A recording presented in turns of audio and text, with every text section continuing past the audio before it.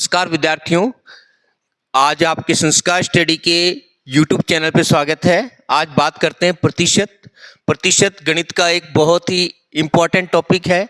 Generally ये हर question, हर exam, हर type के question मतलब कि एग्जाम के अंदर इसके अंदर आते हैं। तो प्रतिशत का अर्थ क्या है ये पूरी तरह समझेंगे और इसके क्वेश्चन को किस तरीके से किया जाता है, प्रतिशत किस प्रकार निकाला जाता है, इसके बारे में आज आपको बताया जाएगा। प्रतिशत, देखिए प्रतिशत जैसे नाम के अंदर ही है इसके प्रति और शत। प्रति का मतलब प्रत्येक, शत का मतलब है 100, प्रत्येक 100 में से।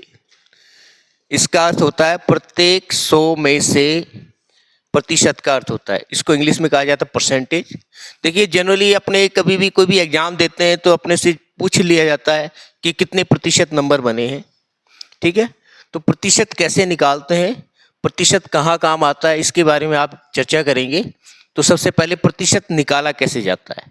प्रतिशत के लिए हमें 100 के सापेक्ष, भी 100 के सापेक्ष किसी संख्या को देखने को ही प्रतिशत कहते हैं। भी 100 में क्या होगा, जैसे मान लेते हैं आज किसी ने 10 में से 8 अंक आए हैं, उसके 10 में से अंक आए उसके 8, तो यदि वो 100 का देता तो 100 में से जाहिर है पता लग रहा है भी 80 आ जाता, 100 में 80।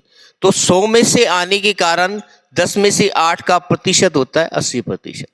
प्रतिशत कैसे निकालेंगे, किसी भी संख्या का प्रतिशत निकालना, किसी भी संख्या का प्रतिशत कैसे निकाला जाएगा, किसी भी संख्या का प्रतिशत कैसे निकाला जाएगा वो बताते हैं आपको। जैसे मान लीजिए 1200 का 15% निकालना अपने को।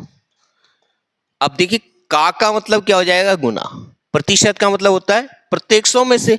तो 1200 का 15% निकालना हो तो 1200 गुणा 15/100, 1200 गुणा 15/100। तो इस टाइप से आपके 0 से 0 कट गई और 12 का 15 से गुणा कर दो, 12 5 60, 0 6, 12 12 6 18, यानी कि 1200 का 15% क्या हो जाएगा, 180। इस तरीके से प्रतिशत निकालते हैं। प्रतिशत निकालने के लिए जितना भी प्रतिशत पूछा गया है उसके अपॉन यानी कि बटे के अंदर 100 लगा दो और जो कटता है आप 0 0 काट लो, गुणा करके भाग दे दो, किसी तरीके से कर लो। तो प्रतिशत को अपने स्टेप बाय स्टेप करेंगे कि प्रतिशत में क्या चीजें हैं और किस तरीके से इसका प्रयोग किया जा रहा है। तो स्टेप बाय स्टेप सबसे पहले आप बात करेंगे प्रतिशत को भिन्नों में कैसे बदला जाता है। भिन्नों में बदलना, कोई भी प्रतिशत है उसका भिन्न रूप क्या होगा। एग्जाम्पल के तौर पे मैं आपको बता रहा हूं, जैसे कि 20%, 20%, इसका भिन्न रूप क्या होगा। जैसे मैंने आपको बताया प्रत्येक 100 में से, तो 100 में से 20 का मतलब होता है 20%, 100 में से 20। अब ये कटेगा, देखो 0 से 0, 2 एकम 2 और 2 5 10, यानी कि ये प्रतिशत का भिन्न रूप हो गया 1/5। 20% का भिन्न रूप हो गया 1/5। ऐसे और भी क्वेश्चन कर लेंगे अपने। 50%, तो जाहिर है 50/100, 0 से 0 कट गई, 5 एकम 5, 5 दूना 10, यानी कि 1/2। यह है प्रतिशत का भिन्न में रूपांतरण, ठीक है। तो ये भी इंपॉर्टेंट चीज है, प्रतिशत को भिन्न में किस तरीके से रूपांतरण किया जाता है। अब बात करते हैं अपने भिन्नों को प्रतिशत में बदलना। भिन्नों का प्रतिशत किस तरीके से बनाया जाएगा। अब भिन्नों का प्रतिशत बनाने के लिए जैसे कि आपका एक क्वेश्चन है 2/3, 2/3। अब इसको हमने क्या करना है, प्रतिशत में बदलना है। 2/3 को प्रतिशत में बदलने के लिए आपने क्या करना है, 2/3 गुणा 100 कर दिया। अब देखिए 2 का 100 से तो हो गया गुना, 200 में आपने दे दिया 3 का भाग, तो 3 का भाग देंगे, 3 6 18, 2 बच गया, 3 6 18, और जो 2 बच गया ऊपर चला गया अपॉन में 3, 66 से ही 2/3 प्रतिशत होता है किसका, 2/3 का। समझ आ गई बात। इस तरीके से प्रतिशत निकाला जाता है, भिन्नों का प्रतिशत में रूपांतरण किया जाएगा। जैसे दूसरा एक और एग्जांपल देते हैं आपको, 3/5। अब 3/5 का प्रतिशत के अंदर कैसे कन्वर्ट किया जाएगा? 3/5 गुणा 100। ठीक है, यदि आपको काटना आता है तो 20 से काट लीजिए। अब 20 दिया 60, यानी कि 3/5 का प्रतिशत क्या बन गया? 60%। ठीक है, तो इस तरीके से सबसे पहला टॉपिक स्टेप बाय स्टेप के अंदर प्रतिशत को भिन्न में बदलना, फिर दूसरी चीज है भिन्नों का प्रतिशत में बदलना। अब क्या होता है भिन्न और प्रतिशत, इसके अंदर एक चीज और आती है अनुपात। देखो भिन्नों को यदि हम अनुपात कह दें तो कोई बड़ी बात नहीं है, भिन्न और अनुपात एक ही तरीके से होते हैं। अब अनुपात में क्या होता है, अनुपात में प्रत्येक का प्रतिशत निकाला जाए। मान लो जैसे कि आपका अनुपात आ गया 1:2। ठीक है, यदि 1:2 को सीधा प्रतिशत में बदलना होगा तो हम 1/2 करके सीधा 100 से गुणा कर देंगे, यानी कि 100/2, यानी कि ये हो जाएगा 50%। ठीक है, 1:2 का मतलब हो गया 50%। अब इसमें कई बार क्वेश्चन ये पूछा जाता है प्रत्येक का प्रतिशत निकालना है, प्रत्येक का प्रतिशत। अब प्रत्येक का प्रतिशत निकालना होगा तो हम सबसे पहले जो भी अनुपात दिया होगा उनका योग कर लेंगे। अनुपात अपने को दिया था 1:2, हमने इनका योग कर लिया 1 + 2 यानी कि 3। अब प्रत्येक का निकालना है तो सबसे पहले 1 का निकालेंगे तो 1/3, जो अनुपात होगा उसके बटे में क्या आ जाएगा, अनुपातों का योग गुणा 100। प्रतिशत निकालने के लिए 100 से।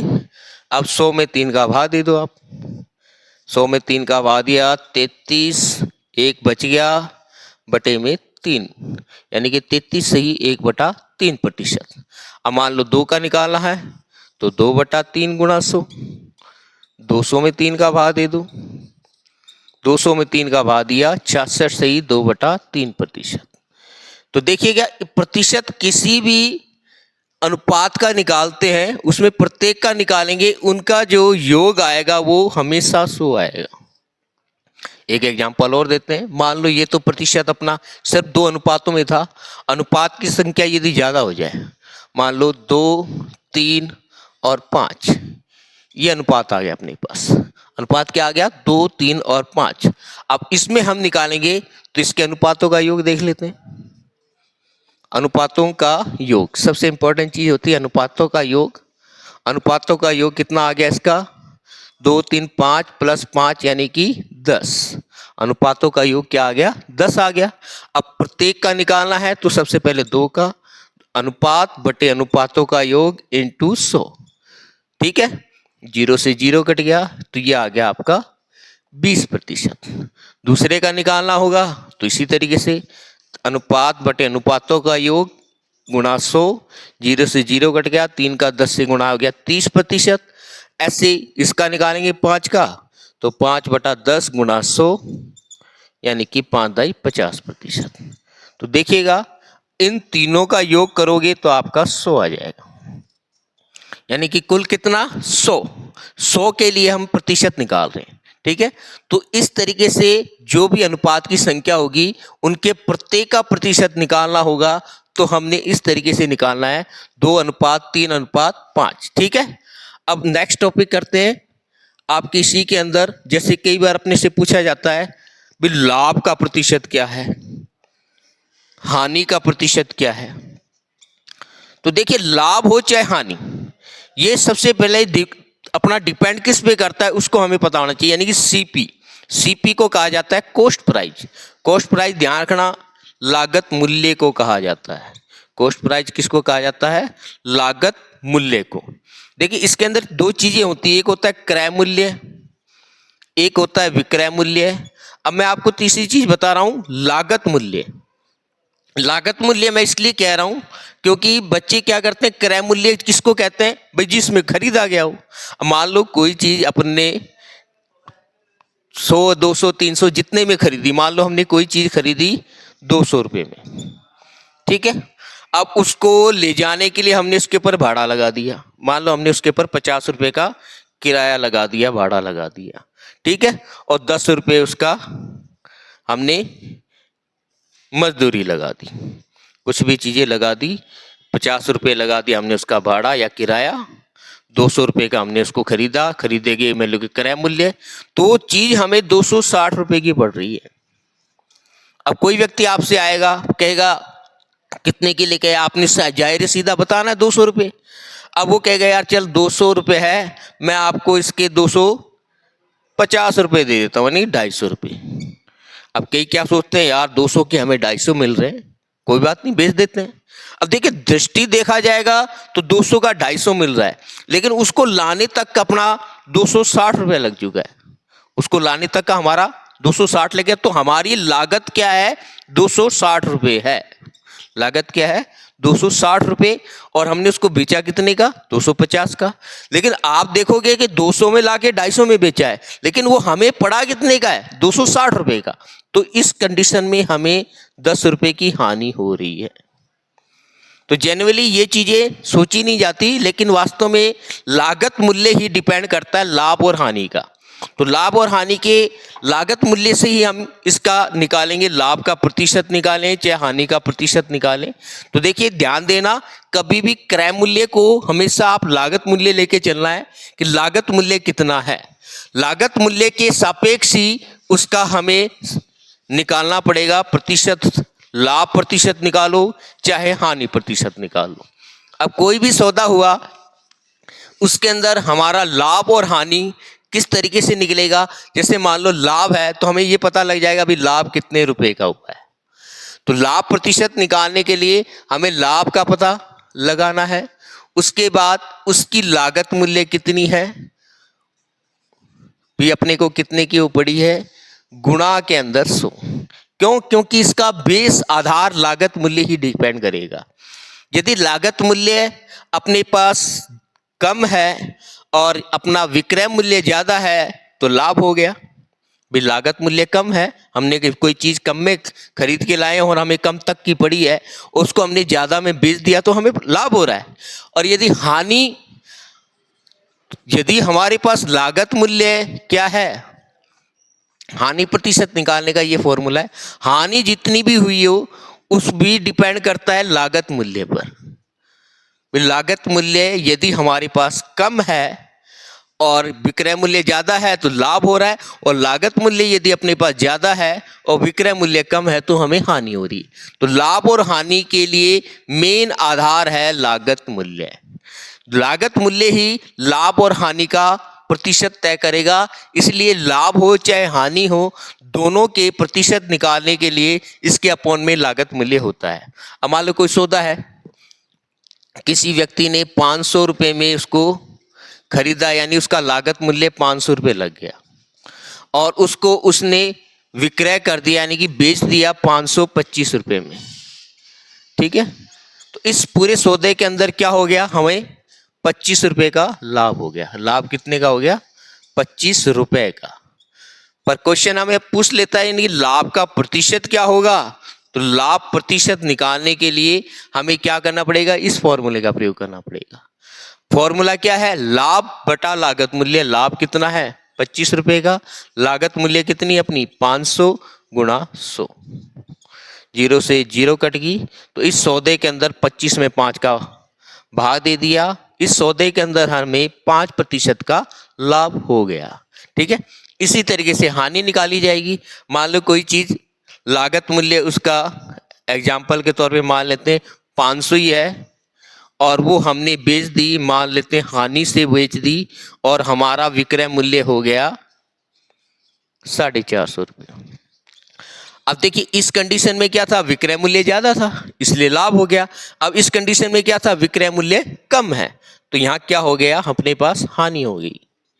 हानि होगी, कितने रुपए की हानि होगी, 500 में खरीदी 450 में बेच दी, यानी कि हानि हमें कितने की होगी, 50 रुपये की हानि होगी, हमें 50 रुपये की हानि होगी।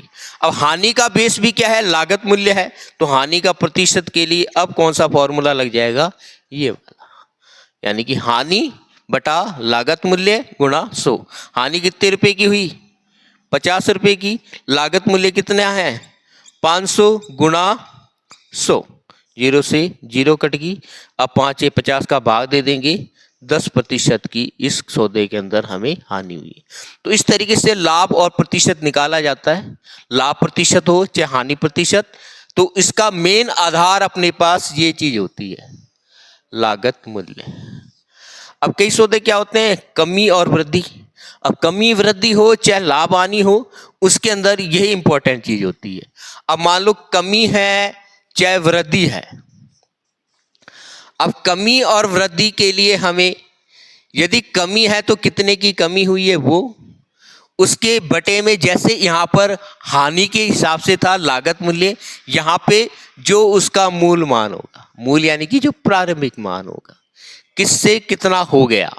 वृद्धि के लिए भी यही, जितनी वृद्धि हुई है वो, इसके बटे में इसका जो मूल मान होगा वो, और प्रतिशत निकालने के लिए हमें 100 से गुणा कर देना है। ठीक है, तो किसी भी कमी और वृद्धि को निकालने का भी यही आधार है। अब इसके अंदर मेन आधार क्या होगा, उसका मूल मान। अब आपको एक क्वेश्चन बताते हैं कि किस तरीके से मूल मान से अपने को हानि या वृद्धि निकाली जाती है। मान लो कोई सौदा की आपने बात करते हैं किसी जनसंख्या की, कहीं पर कोई जनसंख्या 25,000 थी और कुछ टाइम बाद वो जनसंख्या किसी कारणवश क्या होगी, लोग पलायन हो गए। ठीक है, कई लोग ने उस जगह को छोड़ दिया, तो कुछ टाइम बाद हमने देखा वो जनसंख्या 24,500 होगी। पहले कितनी थी, 25,000, अब कितनी होगी, 24,500, यानी कि पहले की अपेक्षा उसमें क्या आ गई, कमी आ गई।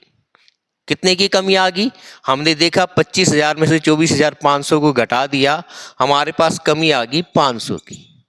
ठीक है, अब इस कमी का वो कहता है कितने प्रतिशत कम हुआ है, तो इस कमी को निकालने के लिए हमने कमी प्रतिशत निकालना है। तो कमी प्रतिशत निकालने के लिए हमें क्या करना पड़ेगा, 500 और बटे में यह चीज आएगी मूल, किससे कितना हुआ, इससे बड़ा है।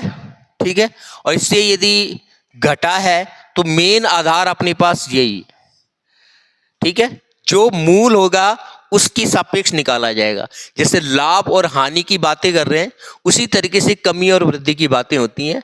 तो कमी के लिए 500 की कमी हुई, कितने से, 25,000 से 500 कम हो गया, गुणा 100, 2 जीरो से 2 जीरो कट गई, 0 से 0 कट गया, 25 दूना 50, यानी 2% की इसके अंदर कमी आई है। तो कमी को दिखाने के लिए हम माइनस का साइन लगा देते हैं, भाई माइनस हुआ है, 2% कम हुआ है। अब यदि यही वृद्धि हुई होती, मान लो कोई चीज है 25,000 से 26,000 होगी, पहले कितनी थी 25,000, अब कितनी होगी 26,000। यहां पर हमारे पास क्या हो रहा है, वृद्धि हो रही है। कितने की वृद्धि हो रही है, 25 से 26,000 हो गया, यानी 1000 की वृद्धि हो गई। अब वृद्धि कितने की हुई, 1000 की। तो ये भी, इसके लिए भी आधार क्या अपना मूल, ये कहां से कितना हुआ, हमें कैसे पता लग रहा है, इस चीज से पता लग रहा है बढ़ रहा है या कम हो रहा है, तो मूल अपना ये है। तो इसके लिए वृद्धि प्रतिशत निकालना है, तो वृद्धि प्रतिशत निकाल लो, बहुत आसान है, 1000 बटे 25,000 गुणा 100, 0 से 2 जीरो गएगी, ये 0 से 0 गई, 25 का भाग 25 चौका 100, यानी कि 4% की हमारे पास क्या होगी, वृद्धि होगी। इसमें क्या होगी, 2% की हमारी कमी होगी। तो इस तरीके से प्रतिशत को निकालते हैं। प्रतिशत निकालने का मेन आधार क्या होता है, 100। ठीक है, प्रतिशत निकालने का मेन आधार होता है 100, और 100 के हिसाब से ही हम प्रतिशत निकालते हैं। यहाँ भी देखो 100, हर जगह आपका 100 आ रहा है, तो प्रतिशत का मेन आधार 100 है। ठीक है, अब जैसे बात करते हैं हम इस सौदे के अंदर लाभ या हानि, और लाभ और हानि का आधार होता है लागत मूल्य।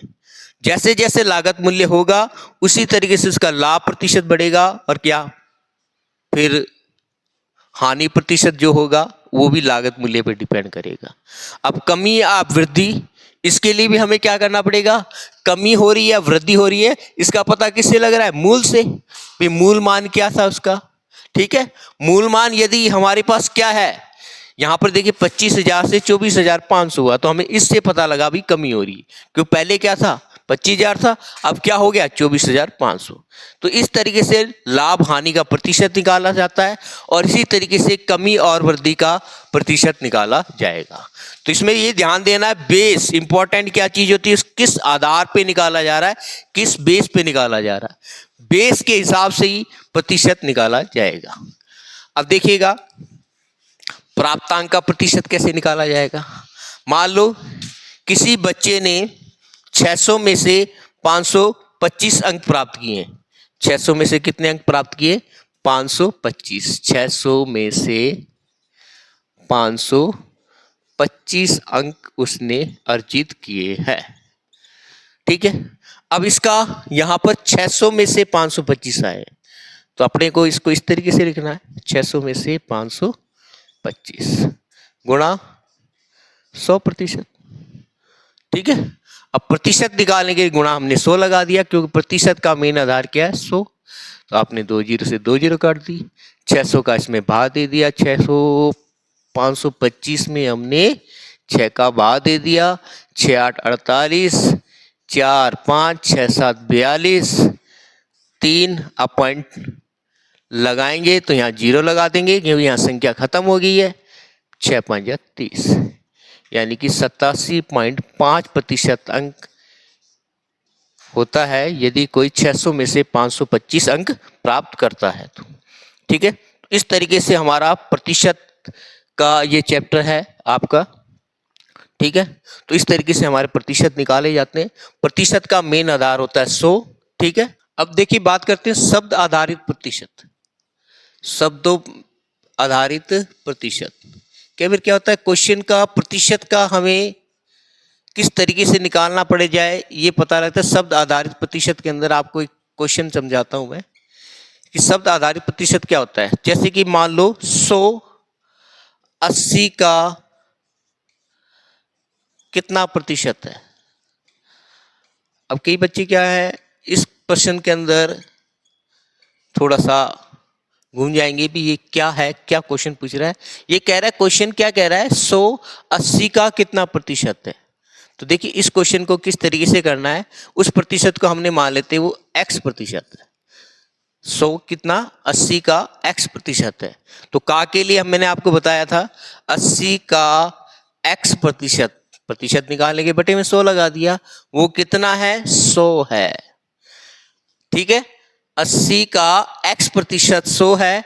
अब यहां पर हमने क्या करना है, x की वैल्यू निकालनी है, तो 100 ये बटे वाली संख्या गुणा में हो जाएगी और जो गुणा वाली संख्या है वो बटे में हो जाएगी। इसे कहते हैं हम पक्षांतरण। पक्षांतरण करते हुए चिन्ह बदल जाते हैं, तो गुणा वाली बटे में हो जाएगी, बटे वाली गुणा में हो जाएगी। 0 से हमने 0 काट दिया, ठीक है। 2 के पाड़े से काटा, 2 5 10, 2 चौके 8, 4 से 100 को काट दिया, 25 चौका 100, 25 5 125। तो 100 80 का कितना प्रतिशत है, 125% है, ध्यान देना। अब जैसे मान लो एक क्वेश्चन है 70 का 63, 70 का 63 कितना प्रतिशत है।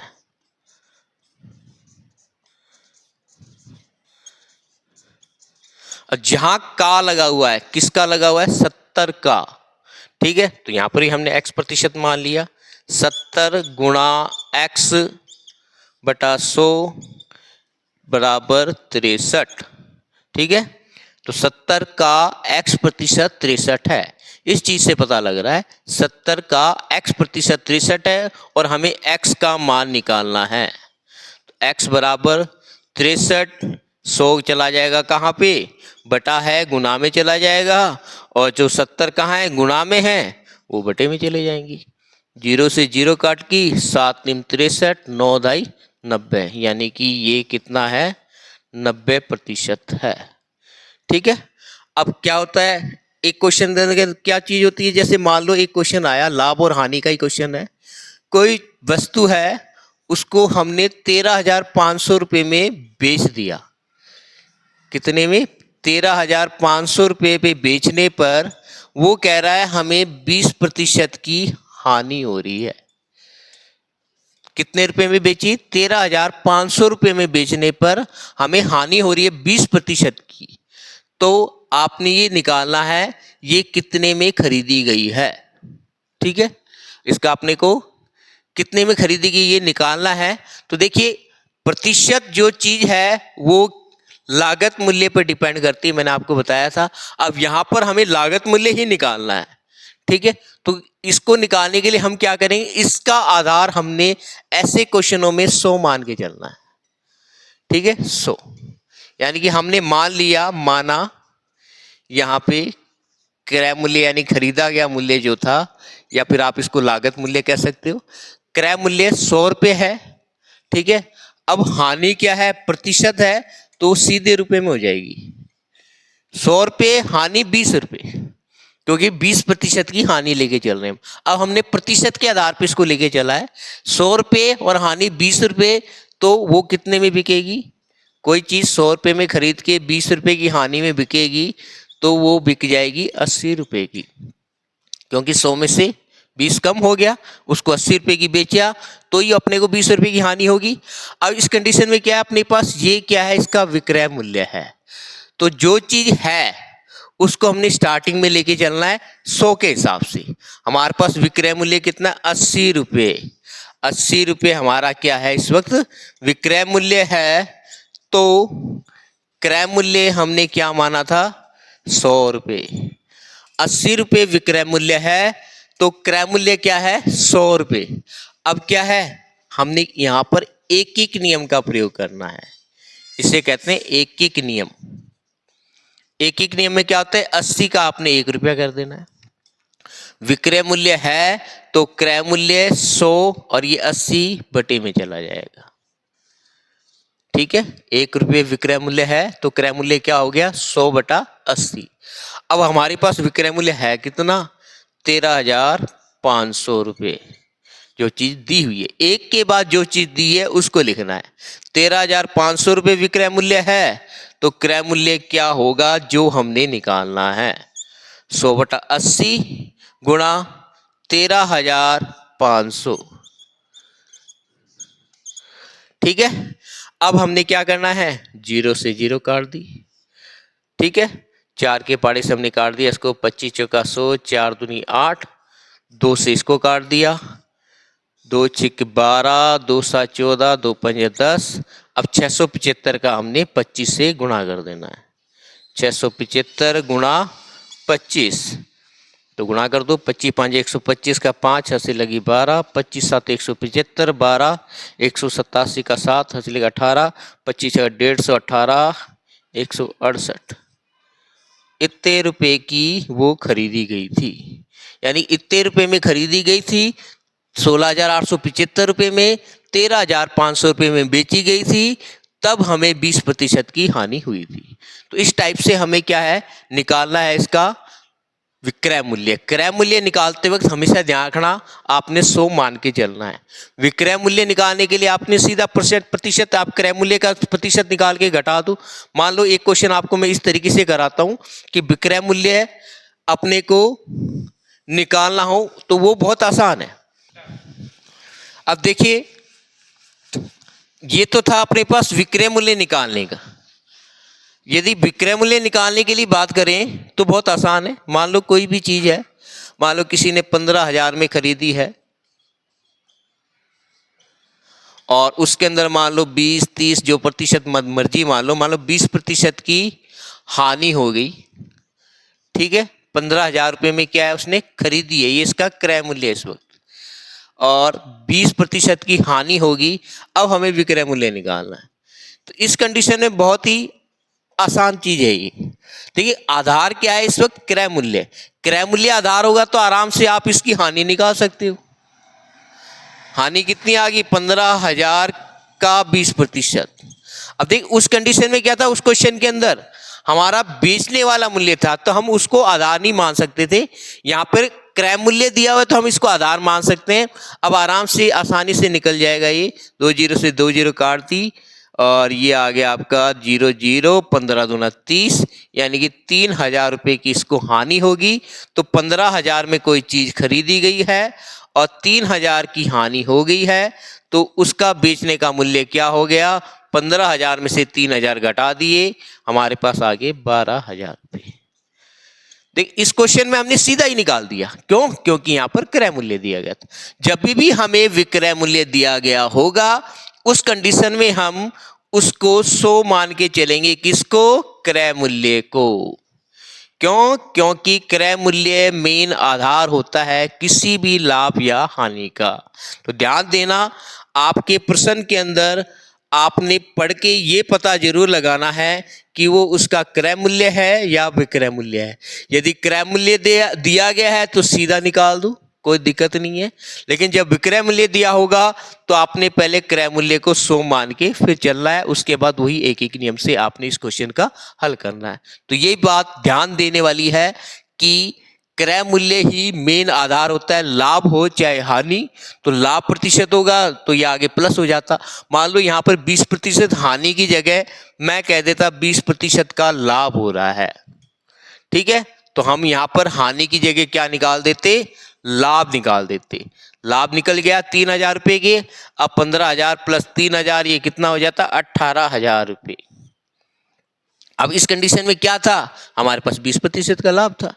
लेकिन जब हमारे पास क्रय मूल्य नहीं केवल विक्रय मूल्य दिया गया हो, उसके बाद लाभ या हानि दी गई हो, तो हमने उसको 100 मान के करना है, जैसे हमने पिछले प्रश्न में किया था। तो ध्यान देना इस बात का। धन्यवाद।